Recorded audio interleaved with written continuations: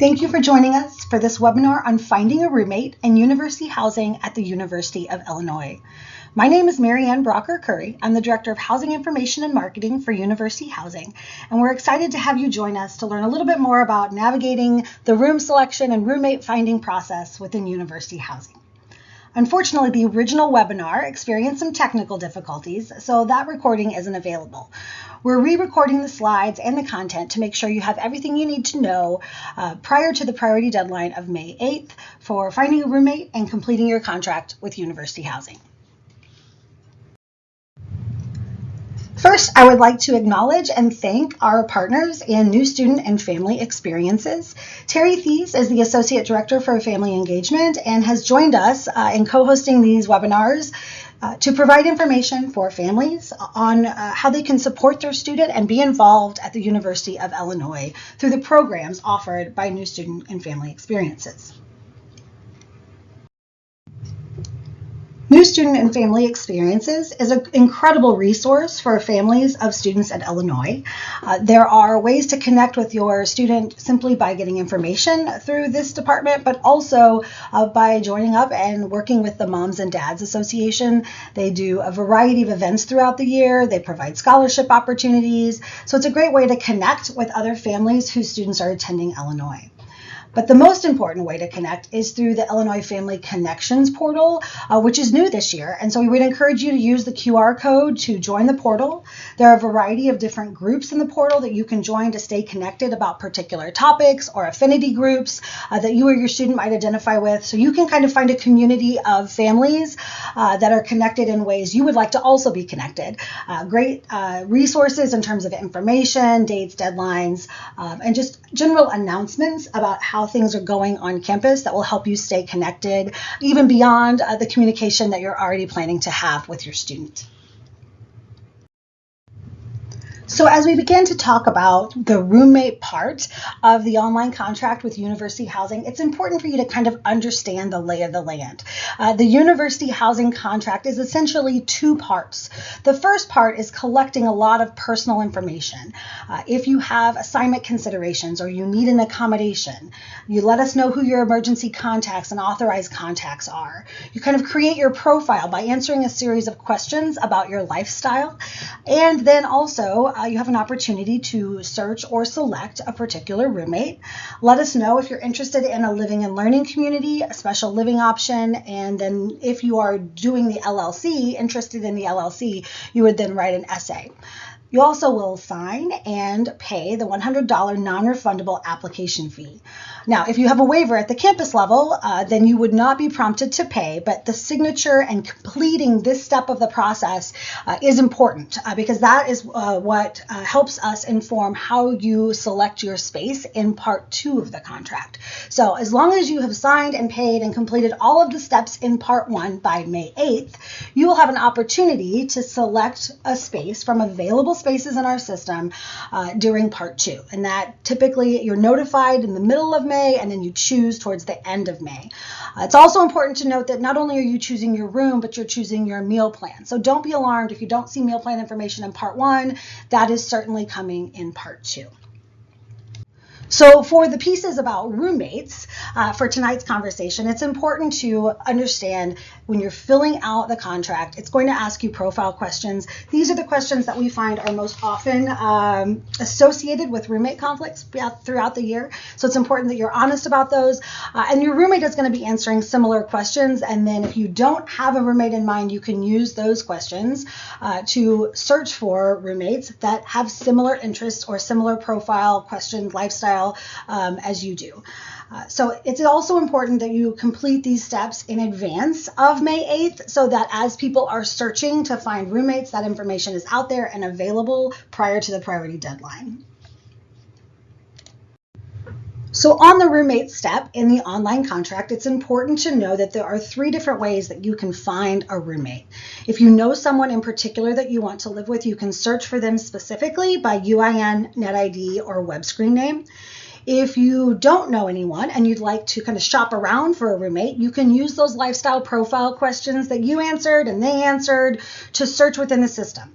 It's important to know that everybody has to have started their contract for each other to show up in the system. So if you're searching for someone and they're not showing up yet in the search by details, make sure they've started their online contract so that they're visible for you to choose from or see and interact with in the system. If you're searching anonymously through the contract portal, you're going to be able to see how others have answered their questions and then interact with them, message them to find out more about their location preferences.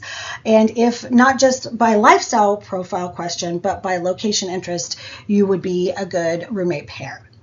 If you don't want to search either by detail or by profile question, you can certainly take a random assignment. And that would be something that you would do in part 2 by placing yourself in a room that's already occupied or by placing yourself in an empty room, and then someone will come in and choose the second space in your room. You can see on the right-hand side of the screen here how this will look in the portal. It'll give you an opportunity to read through these things again as you're in the contract, but it's just good to be aware as you're entering the contract what to expect. As you're talking with potential roommate pairs, it's important to talk through your varied interests between the two of you. So for example, are you interested in living in a living and learning community or special living option? It's helpful and really important that you all have that conversation in advance of finalizing your roommate request and agreeing to be roommates, because it does impact the rest of your contract.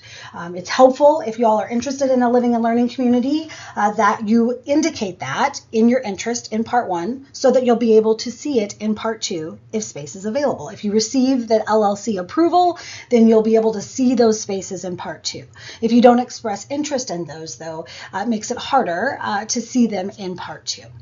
Similarly, with special living options like a gender-inclusive wing or floor or room, or our special living option like the substance-free community or the transfer community, it's really important that you indicate your interest in those before May 8th, and it always helps when roommates that want to be together have similar interests and have indicated that in a similar way. It is important to know, though, if you are interested in a living and learning community, one person expresses interest, writes the essay, gets the approval, the roommate will then be pulled in and have access to choose space in part 2 if one of you is approved. The only exception to that is the honors community, the honors LLC, because it does have a little bit of a prerequisite. So everyone that has the honors designation, the campus honors designation, or the James Scholars designation at the campus level is eligible to apply for the honors community. Not everyone, we have fewer spaces than people, so not everyone will be approved, but you first have to have that designation. And in this instance, both roommates have to have that designation to be eligible. Then both roommates have to write the essay and be approved to be eligible to see space in part 2. So the honors LLC is the exception in terms of pulling in a roommate. All other LLCs and special living options will pull in a roommate, but it's really important that you've talked with each other about your priorities and your preferences and your interests as you're going into room selection in part 2 of the online contract. It is important that you've finished the contract by May 8th, signed and completed, so that you both are in the section of the process that allows you to choose a space in part 2. It's also important to know that the Living and Learning Community program directors read all the essays and do the approvals for the living and learning communities. So they need time to do that. If you are interested in a living and learning community and you want to be considered, make sure that you're writing that essay and submitting it. And if you can do that prior to May 8th, that's really helpful because there's real humans on the other side of the process who are reviewing those applications and providing approvals. So now let's dig into each of the 3 ways that you might see in the portal to find a roommate. The first is searching by detail. So here's an example of what the screen will look like. You'll be able to type in the university ID number or UIN, the net ID, which is the first part of your Illinois email before the @Illinois, or your web screen name, which has your initials in it, and it is kind of a randomized number that is assigned through our portal for each individual. That kind of takes and makes your identity a little bit more anonymous, takes out specifics of your name or your email. It is also important to know that we only need you to do one of these though. So if you put in both the UIN and NetID, the system will time out or error out. So just choose one, and then you can search by that particular detail for the roommate that you're interested in. And just remember, the person has to have started their contract to show up and be visible for you to search. So make sure both people have at least logged in and started so that as you're searching, you can find each other. So if you don't have a specific roommate in mind and you're not going to be searching by details, but you do still want to kind of shop around for a roommate, searching by profile question is the way to do that. So here are the profile questions you can see on the screen. We have 10 questions, and these are really centered around what we do see a lot of roommate conflicts around, but also just sharing the space together, right? So what is important in terms of coexisting in this space, being respectful of each other in this space. And so we want you to answer these questions very honestly. And then as you're searching for someone, don't select all of the questions and look for, the perfect roommate, so to speak. People are answering these questions within a range of 1 to 3, and we really want you to search one question at a time. So think about the question that's most important to you and how you would like your roommate to answer that question, and then see the results, the return for that particular question. Note a couple of the web screen names, maybe add a second question, or search by your second most important thing. See what web screen names are returned for that process. Then you can start to message back and forth with someone before actually requesting to be their roommate. So beyond, hey, our profiles look like they match in terms of lifestyle questions, but where are you wanting to live on campus? Are there other things about a roommate that you'd like to kind of message and discuss prior to agreeing to be roommates with each other? So these questions are really just a starting point, and it's intended to get a conversation going between you and another potential roommate to determine if you would like to live together in the fall. These questions are also really great to kind of keep and come back to in the fall prior to moving in, because it is helpful to kind of establish some parameters around these questions prior to moving in and being roommates with each other for the most successful roommate experience next year.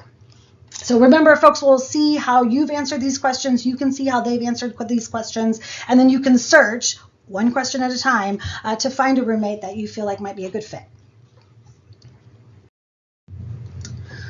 So here's some more examples of what that's going to look like in the system. So again, search one question at a time, but as you're getting these results, you can see on the right-hand side of the screen here, you're going to see the web screen name, the gender identity of the person, and the age of the person who have been returned in those search results.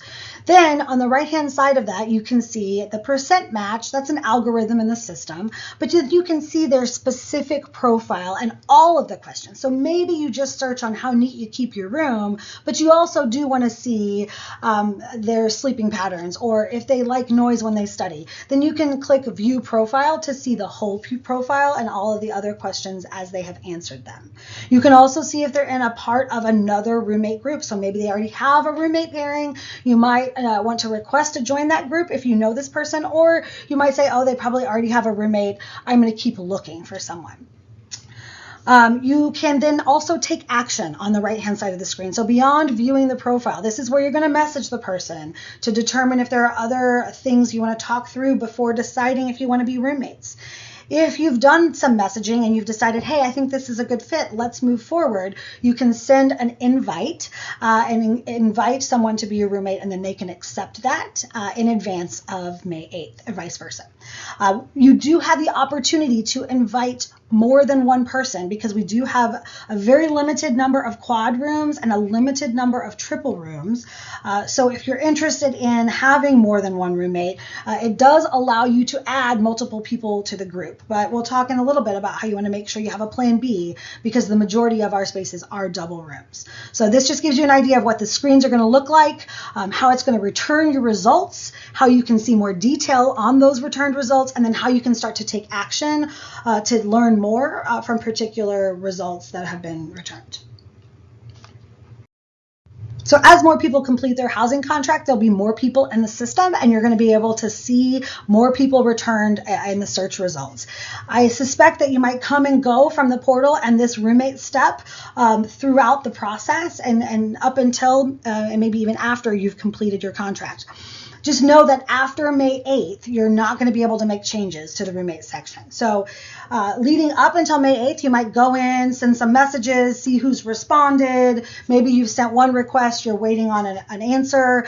So you can come and go in the system. But again, as you're choosing people to be in your roommate group, it's really important that you have clear, transparent communication about the plan, right? So if you have 4 people in your group and you're really hoping for a quad, but you know it's maybe unlikely that you're going to get one, what is our plan B? Who's going to split up? Are we going to go 2 and 2? Which 2 people are going to be with which 2 people? And what locations are we going to go if the quad or the triple isn't available? You'll be inviting and accepting roommate requests, so you want to make sure that you're keeping an eye on that portal, and it's going to show you what it looks like. So you can kind of see in the portal on the roommate step that what requests you've been sent out and you're waiting on, what have been received, and who is in your roommate group. I want to remind everyone it's really important that you have confirmed your roommates prior to May 8th if you're looking to have a roommate and be able to pick space together in part 2. Both roommates have to be accepted and confirmed in this group for you to be able to receive the same entry time that's randomized in part 2, and you'll pick your space then together.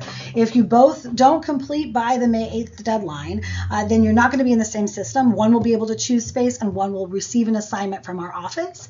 But if you're not confirmed, but you've completed, then you'll be able to be in the system and pick your own room, but you won't have the same entry time. So you won't be able to place the other roommate, or one person might have access to see more spaces because their entry time is early versus the person who gets in later might not be able to see as much space. So it makes it more complicated to be together and choose from available space together if you're not confirmed by that May 8th deadline. So now we're kind of moving into the part of the online contract that is really associated with part 2. This will apply to everyone, whether you've previously selected a roommate or you've chosen to go random. So I'm going to talk a little bit about what that looks like for everybody, but take note, if you're considering going random, this is where you're going to log into the system and navigate to the location or the hall that you're interested in and pick a room, and then eventually either someone will come in and pick the adjacent space next to you, or you're picking a room with an occupant and you're checking out the occupant of that room before you finalize your assignment. So let me back up and just talk generally about what happens in part 2. Our halls on our residence halls website are organized in neighborhood, but also by individual hall. You'll be navigating to the individual hall that you're interested in, and then drilling down to individual floors, a room, and eventually a bed space. So it's important to kind of think about what you're interested in based on hall. We ask you to kind of prioritize a list of about 24 residence halls so that you know if your first 12 are not available, you have a plan 13, 14, 15, and so on. So as you're talking with your roommate, it's important that you have a whole list of halls that you're going to navigate through in case the ones that you're interested in are already full. If you're in a living and learning community, or you've expressed interest in a living and learning community, you want to make sure you know which halls those living and learning communities are in, so you can navigate to those spaces as you're choosing your space as well. So when you log into the system, you're going to pick a hall, drill down by floor and then room. It's important to know when you first get in, the hall level is going to show you all available spaces in the building. But then as you go deeper, it's going to start to only show you things that you're eligible to see. So in the beginning, you might see that there are 50 spaces, but 40 of those are for a particular living and learning community. So if you don't have that approval, you're not going to see 40 of the 50 spaces.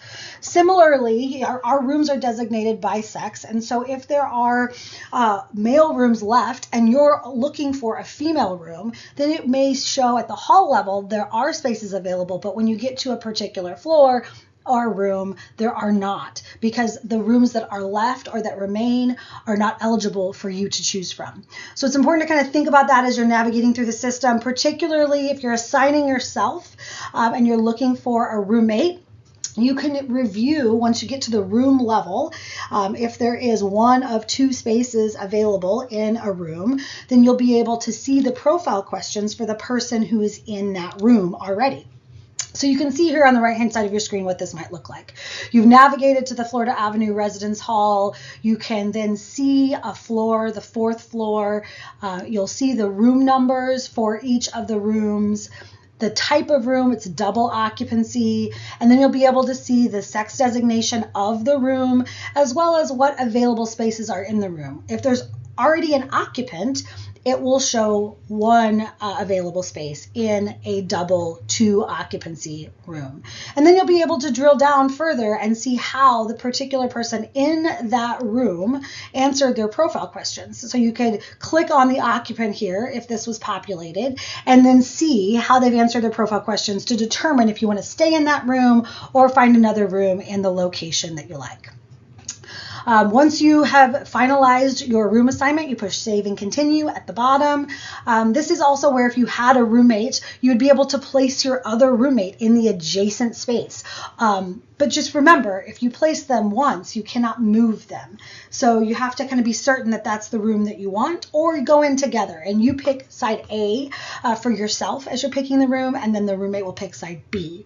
I'll show you some screenshots of that here in a second, but it's important to know that you're kind of placing yourself in an individual bed space within a room. Once all of that is done, room selection is over, everybody's had an opportunity to choose from available space, then we'll make assignments for folks who don't use their entry time to choose a space and for folks who miss the priority deadline. Once we've done that, assignments will be finalized and we'll send out a communication related to those assignments at the end of June. So here is where you can see the detail I was just talking about in terms of how you'll place yourself when you select a bed for yourself, and then also for your roommates. So again, it's important to know that you can only place your roommate once. If you put yourself in a spot and then you find a spot that you'd like better, you will have to move yourself and your roommate will have to move themselves. So sometimes it's better if you're able to just coordinate being in the system at the same time. If you both completed by May 8th and you were confirmed roommates by May 8th, you'll get the same randomized entry time to log in. So we hope that you have worked in advance to develop a plan. You've got your long list of 24 halls in the order in which you want them. You've done some work in advance looking at our floor plan so you know room numbers that you would prefer. You've done kind of all of the homework and research prior to your entry time so that once you get in, you can move quickly through the system. Remembering that you don't have a finite window, there's several days for you to be able to choose, but new students are added in the system every 30 minutes. So you want to make efficient use of your time in the system.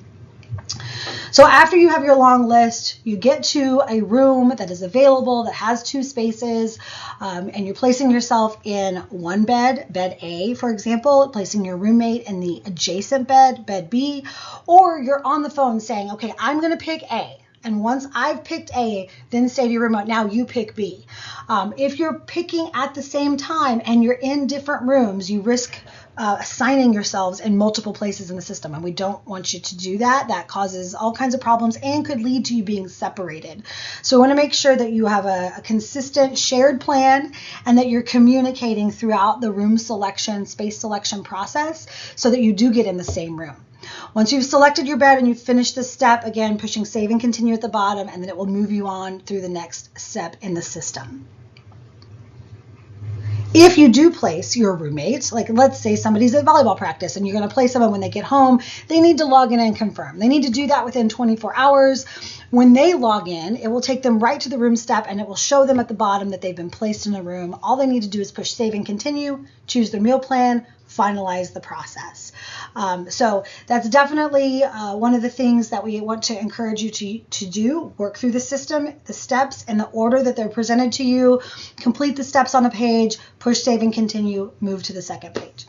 In part 2 of the process, there aren't a whole lot of steps left, but it's important that you do complete them. If you do so successfully, you'll land on a status page. There'll be some green check marks telling you that you've completed things. You'll be able to see the space you've chosen, that there's a roommate attached to that space, and you'll be able to see the meal plan that you've chosen. So look for those indications as well as confirmation emails that will come within 48 hours of finishing your room selection or changing your room selection to know kind of that you have solidified the plan that you're trying to do. Just remember to keep communicating. And the other piece of advice that we would give for you is Don't wait to pick a space. So as I mentioned, everybody gets a randomized time for entry into the system late May to choose your space. The living and learning communities that have provided approvals, you will get 2 entry times. One LLC entry time for the spaces you've been approved for, and a second randomized entry time for any other general space that's available in university housing.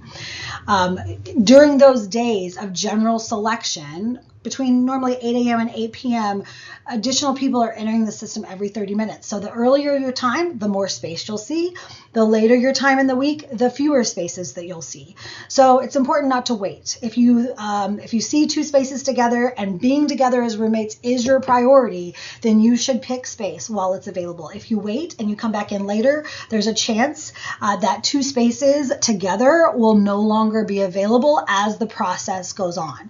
So it isn't a guarantee that just because you have a confirmed roommate or a roommate group that you will get to live with that person. You have to find 2 open spaces and put yourselves in those room spaces so that you can be together. So take advantage of the time in between when you do part 1 of your contract and when you're eligible to log in for part 2 to do the research, make the list, talk through, well, okay, we really want to be in this location and we also really want to be together, but if there's not 2 spaces together in this location, would we split up to stay in the location that we love? Or would we go to our least favorite location in order to stay together? Have those hard conversations in advance of your randomized entry time so that you have a plan once you've logged in. And then here's what I mentioned, your confirmation. You'll get some information that shares the room that you have chosen, and it will show the web screen name of the adjacent spaces in that room. So in this particular example, Oglesby 403A could be me, my screen name, MO392297, and then the roommate that is in the adjacent space would be JL396222.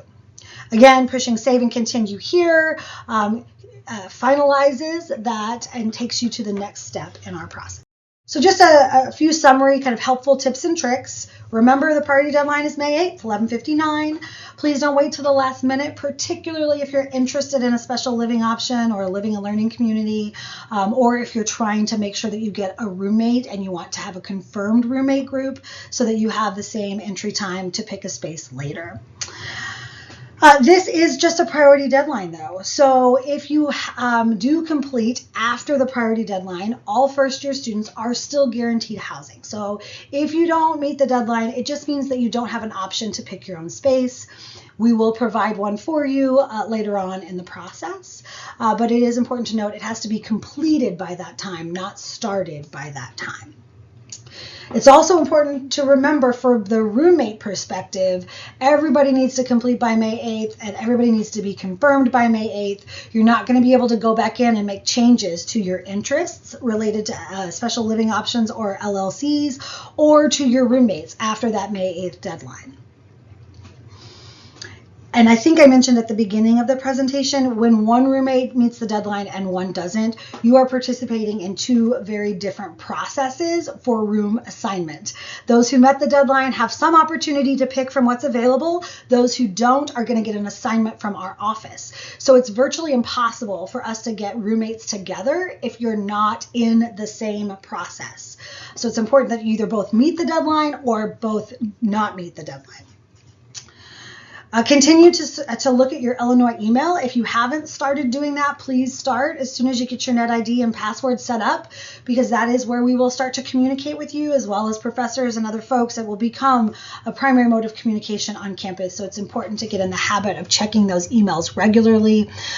Similarly, some portal communication and notifications will be coming to the emails that you provided. So make sure that you're keeping an eye on those as you're navigating the roommate process. Remember that once you place a roommate, you can't move them. So either be certain or go in together and pick your individual spaces in the same room. Also, remember that we have a very limited number of triples and quads, so it's more than likely that you're going to be in a double. If you have a group of roommates, you should absolutely talk in advance about how you're going to split up if you're not all able to be together, as well as those conversations about, well, what if our location preferences are not available? What if we don't see anything in the location we'd really like to be in? How are we going to navigate through our prioritized list of halls? And at what point would we consider splitting up so that we can stay in the same location or staying together at all costs? We are going to talk a little bit about room swaps if you do get separated from your roommate, because that does happen every year.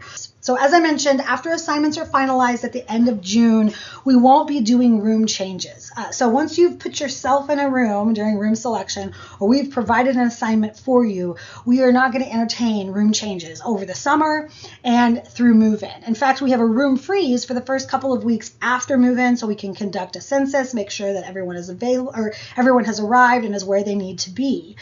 So that room freeze also would stay in place if we were to happen to be in temporary housing. It would extend until everyone in temporary housing has received a permanent assignment. So room changes in the fall semester won't be available or considered until after the room freeze has lifted. What will be available over the summer is room swaps only. Room swaps are when you and your roommate potentially have been separated, and maybe I'm on the 4th floor of Snyder Hall and my roommate was able to get a space, but they were on the 1st floor of Snyder Hall and we really want to be together. Maybe my roommate on the 4th floor would be willing to switch with my preferred roommate on the 1st floor so that we could be together, or vice versa. Maybe the roommate that I would like to be with on the 1st floor has someone in their room who would be willing to switch with me. So it's really about the two people who are swapping consenting. No one can be forced or threatened to move. It is really got to be all parties involved are willing to swap and move around. The example I gave was in the same hall because that really is the easiest room swap for us to facilitate. If you are asking someone that you've never met before to move across campus so that you can be in their space with your preferred roommate, those often are not in situations where people are interested in moving. So if you get separated in the room selection process from your roommate, we would highly advise that you at least try to get in the same hall, because that definitely makes room swaps a lot easier over the course of the summer. So the room swap form will be online on the housing website. It will be available July 7th. You'll complete those, and then we're going to work throughout the summer, once we have consent from everyone, to get people swapped. So it oftentimes takes some time. Again, you got to check your email. People may be on vacation. So it takes some time to get a hold of everyone, to get consent from everyone, and then to physically swap the assignments in the system so that you can be with your preferred roommate and the two other roommates would be together in the alternative space. So that will happen over the course of the summer as we're able to make those dreams come true. And we'll send out notifications, but we aren't going to do daily notifications. In fact, there's just periodic notifications through the month of July, with the last notification being on August 1st. Again, that's so that we have time to actually do the work, and then we'll send notifications as we have an update available. Oftentimes calling and checking will elongate the process, so we encourage you to just wait for those updates that will come on the date specified on the slide. So that is an overview of how you would find a roommate, select a roommate, or go random with a roommate in university housing. Hopefully the screenshots have provided you with an idea of what it's going to be like to navigate the system, both in part one, when you are electing to search for a roommate or search by details for a roommate, and then in part two, when you're either placing those roommates that you have selected in part one, or you are going random and putting yourself in a room and looking at the roommate that's already in that room. So as always, the Housing Information Office is happy to be your point of contact for all things first year housing. We welcome you to call or email anytime that you have a question. We're happy to help. And hopefully we can reduce some of the stress associated with finalizing your contract and hopefully getting with your roommate in the coming fall. So we thank you for your time. And if you have any additional questions, please do use the Contact Us form or call us. Have a great day.